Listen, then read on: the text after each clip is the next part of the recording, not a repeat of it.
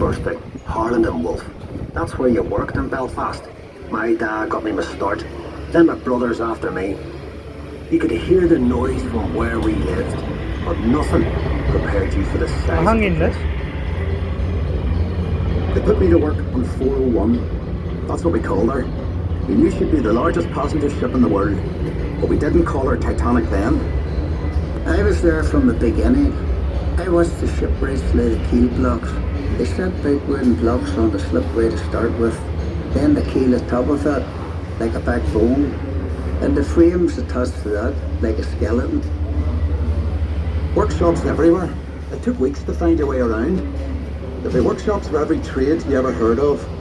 Painters, sailmakers, coppersmiths, boiler makers, cabinet makers. I even learned a bit about French polishing off them. Harlow's was a fine place to work, but dangerous.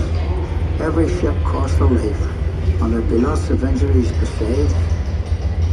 I was in the engine works for a while. Very well equipped it was.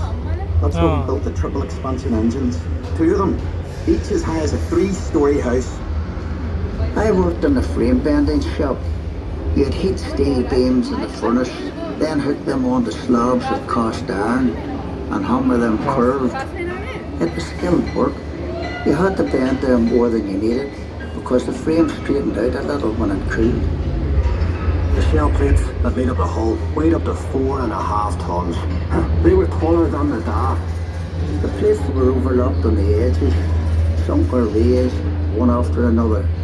We called it clincher. One of the foremen told me years ago, that's how you built steel ships. I worked as a heater boy. You had to heat the rivets on a wee plate. You pumped the bellows till the rivet was white hot. Then you get a hold of it with your tongs and throw it up to the catcher. And he put it in the hole in the plate with a holder up. There were 2 of us on the other side of the plate with a holder up. We had to hammer the rivet so it filled the hole before it turned dull red. The double bottom. That's a wee space we called the tanks, made up of steel plates. The rest of the rivet squad all had to fit into that gap.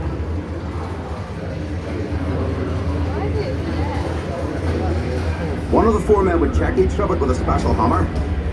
If it made a ringing sound, we'd have to get back and chase it out after work.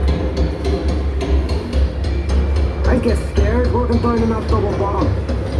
You only had candles for light, and the constant hammering against the shell plates. You could hear it all over Belfast.